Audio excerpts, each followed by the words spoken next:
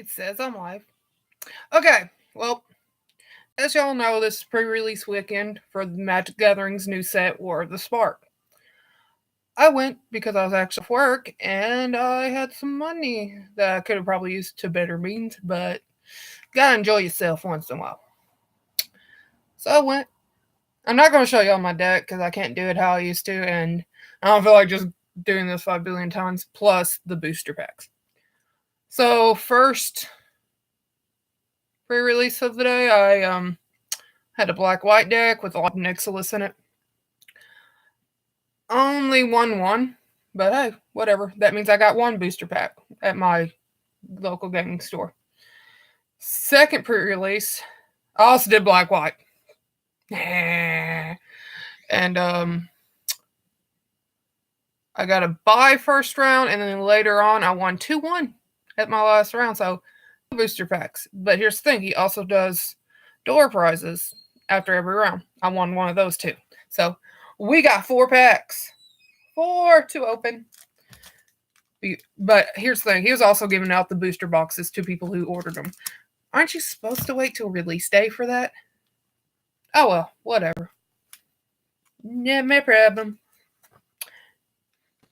I was just wondering if I could smell the cards. I try to use my mojo to get cards, but I don't think my mojo works very well because both of my pre-release kits were mediocre. But hey, could be worse. Could be worse. And yes, I am going to read these. Deal with it. It's a new set. You know I'm going to. We got Invading Manticore. Costs Mountain and 5. And when it enters the battlefield, amass 2. Put 2 +1/+1 counters on an army you control. If you don't control one, create a 0/0 black zombie army creature token first. And it's a 4/5. Let me see if I can do something about that eye. Now I'm blue, but whatever. Then we get Gideon's Sacrifice, which costs a plains. Choose a creature or a planeswalker you control. All damage that would be dealt this turn to you and permanents you control is dealt to the chosen permanent instead if it's still on the battlefield. Which means that they're separate attacks, like 2 attack phases for some reason, or they do damage after the attack phase or before it. If it's dead, it's dead.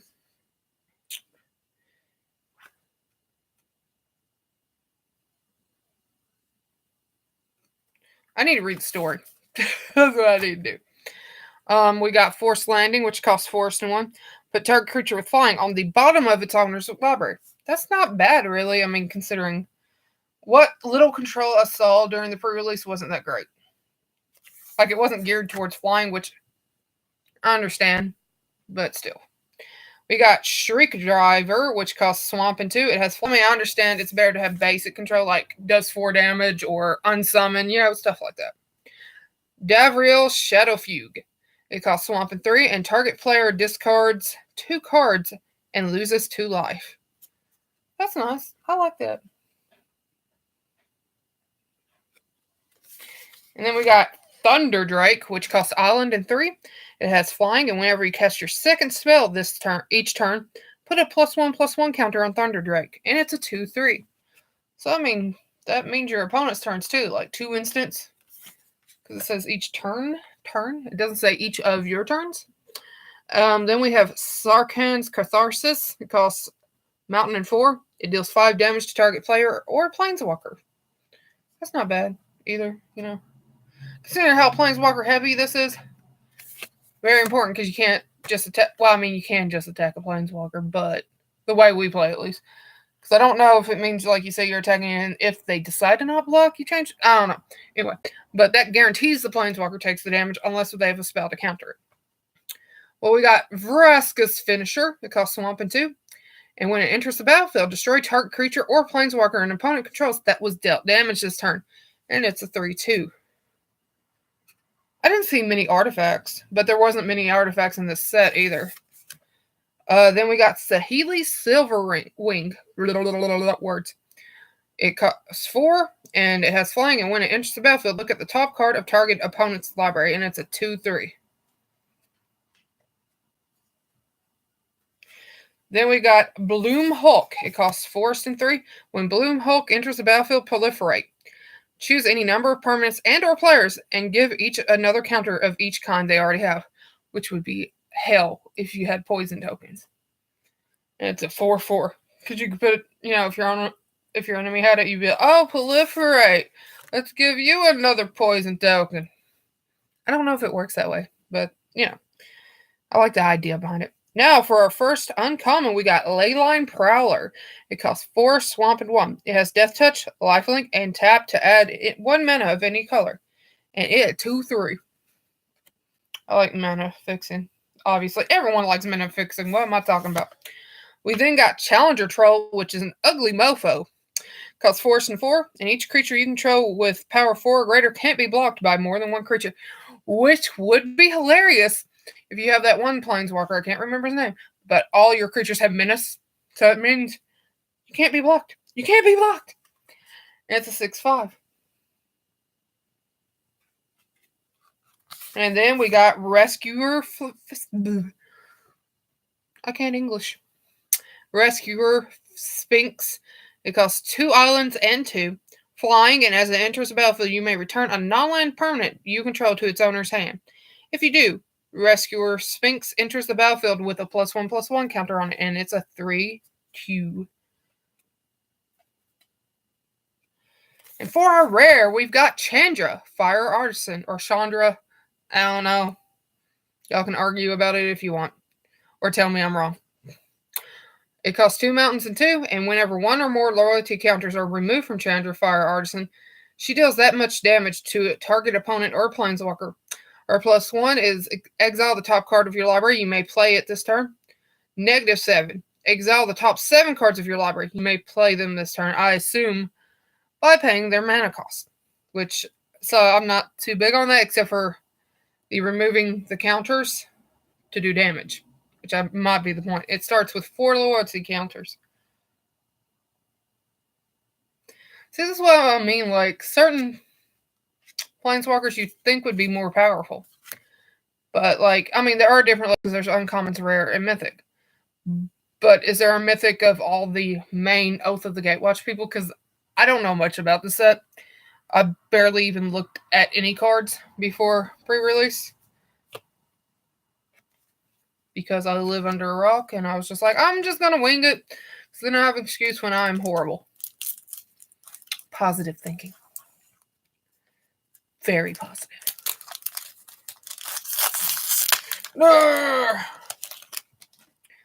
Then we got Bulwark Giant, which costs planes in 5. When it enters the battlefield, you gain 5 life, and it's a 3/6. Because I have Watley. Yeah, that's how I say it. She would be nice for that, because then she'd be doing 6 damage. We got Kiora's Dam Breaker. It costs island and 5, and when it enters the battle, proliferate, and it's a 5/6. Then we got Raging Crunch.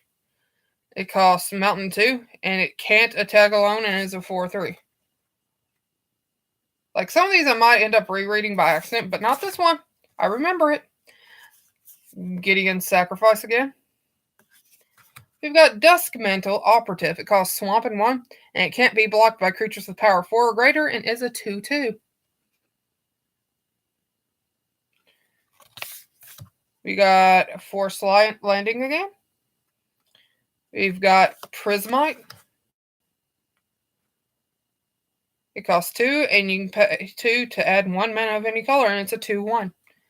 You don't even have to tap it for that mana. That's pretty cool. Then we got Giant Growth, which costs a Force. Target creature gets +3/+3 until end of turn. That is a very angry pupper. Very angry. So angry. Then we got Spark Harvest, which costs a swamp. As an additional cost to pay this spell, sacrifice a creature or play swamp in 3. Destroy target creature or planeswalker. Ba, ba, ba. And then we got Tybalt's Rager. It costs mountain and 1. When Tybalt's Rager dies, it deals 1 damage to any target.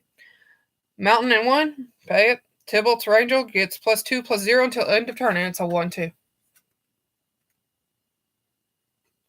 And that was our first uncommon. Then we got Despark, which costs Swamp and Plains. Exile target permanent with converted mana cost 4 or greater.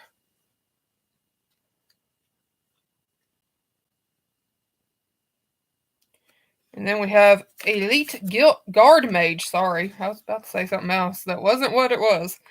Costs Island, Plains, and 2. It has flying, and when it enters the battlefield, you gain 3 life and draw a card, and it's a 2/3. And then we have Vivian, Champion of the Wilds, that costs Forest and 2. And it's Planeswalker. You may cast creature spells as though they had flash. That might help me during, pre-release. +1 until your next turn, up to 1 target creature gains Vigilance and Reach. That's nice. That would have been nice too during pre-release. -2 to look at the top 3 cards of your library. Exile 1 face down and put the rest on the bottom of your library in any order. For as long as it remains exiled, you may look at that card and you may cast it if it's a creature card. And it starts with 4 counters, ability counters. And then we got the Lost, or if you prefer it this way, the Lost. Costs Island 1. When the Lost enters the battlefield, draw a card. If it entered from your library or was cast from your library, draw 2 cards instead. When it becomes the target of a spell, shuffle into its owner's library. Yes, I am having fun with that. And it's a 1/1, and it is shiny. Shiny. Shiny, shiny, shiny. Look at that shiny eyeball. And, we got our creepy servo. Look at that creepy freaking eyeball. Look at it. May it haunt your dreams as it will mine.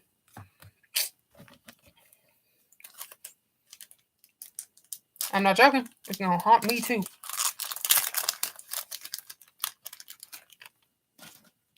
Then we got Goblin Assailant, which is Mountain and 1, and it's a 2/2. Then we've got Makeshift Battalion. It costs Plains and 2, and whenever it and at least 2 other creatures attack, put a +1/+1 counter on it, and it starts as a 3/2. Then we've got Kasmina's Transmutation. It costs Island and 1. Enchant creature. Enchanted creature loses all abilities and has base power and toughness 1/1. Yeah.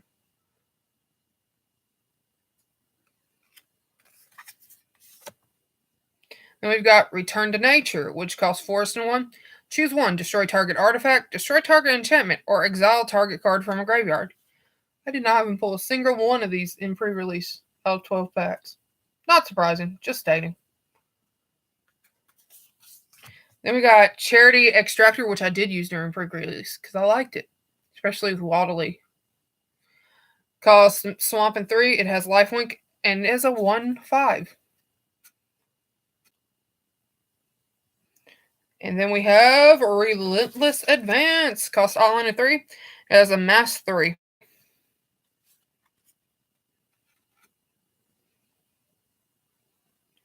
We have Centaur Nurturer, which costs Forest and 3.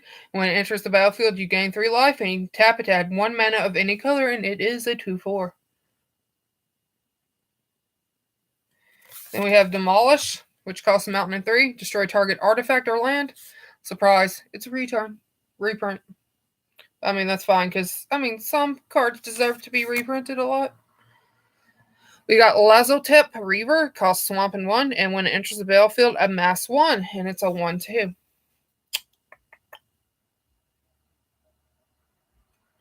Then we have Defiant Strike, which costs a Plains. Target creature gets +1/+0 until end of turn, and draw a card. And then for our first uncommon, it is Rawl's Outburst. It costs Mountain, Island, and 2. It deals 3 damage to any target. Look at the top 2 cards of your library. Put one of them into your hand and the other into your graveyard.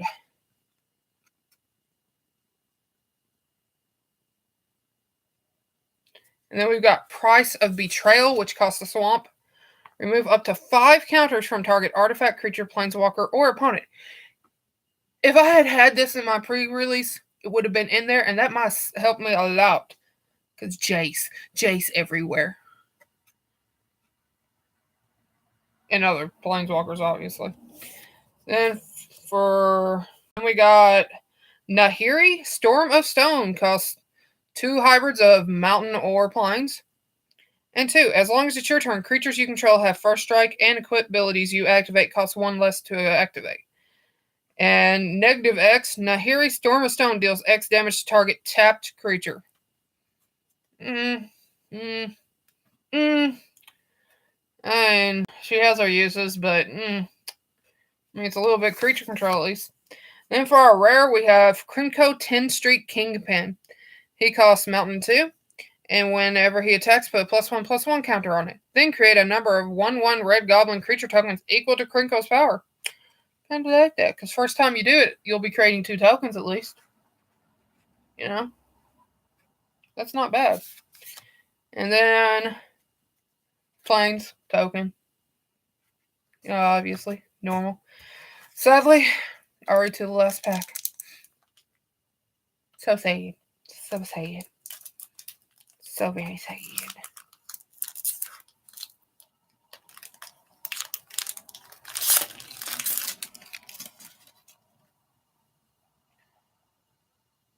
I'll remember. Goblin Assault Team. It costs a mountain and 3. Has haste, and when it dies, put a +1/+1 counter on target creature you control. Then we've got Pouncing Lynx, which costs plains and 1. As long as your turn, it has first strike, and it's a 2/1. Which I did use that in pre-release too. Sky Theater Strix, it costs island and 1, and it's flying. And whenever you cast a non-creature spell, Sky Theater Strix gets +1/+0 until the end of turn, and is a 1/2. Got Goblin Salient, which I might have already read, I'm sorry. Mountain and 1, 2/2.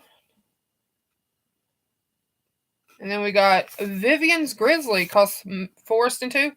You can pay Forest and 3, look at the top card of your library. If it's a creature or a Planeswalker card, you may reveal it and put it in your hand. If you don't put the card into your hand, put it on the bottom of your library. And it's a 2/3. Putting it on the bottom of your library might help you. Who knows? We got Spark Reaper, which costs Swamp and 2. You can pay 3 to sacrifice a creature or Planeswalker. You gain 1 life and draw a card. And it's a 2/3. This next card I used in pre-release because I love it. Banehound. It costs Swamp. It has lifelink, haste, and is a 1/1.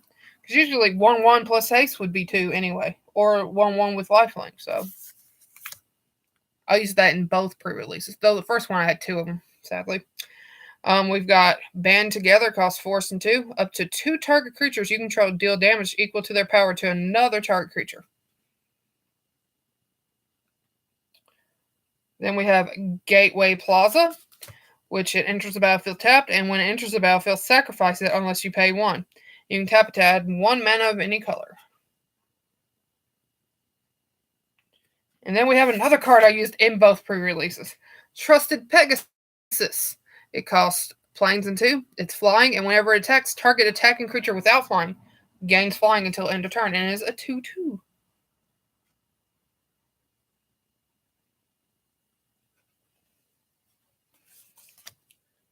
And then we have Heartwarming Redemption. It costs plains, mountain, and 2. Discard all the cards in your hand, then draw that many cards plus 1. Gain life equal to the number of cards in your hand. It's an uncommon, our first one of this pack. And then we have Nisa's Triumph. It costs 2 force. Search your library for up to 2 basic forest cards. If you control a Nisa Planeswalker, instead, search your library for up to 3 land cards. You like how it just says land? At that point, it's no longer basic or forest. Reveal those cards, put them into your hand, then shuffle your library. And then we've got Samut, Tyrant Smasher, which costs 2 mountain or forest hybrids. And 2 creatures you control have haste. -1 hurt to target creature gets +2/+1 and gains haste until end of turn. Scry 1. But it should have haste. But okay. And she has 5 loyalty counters. And then for a rare, no mythics. That's sad. No mythics at all, but you're not guaranteed those anyway. Spark Double. It costs island and 3.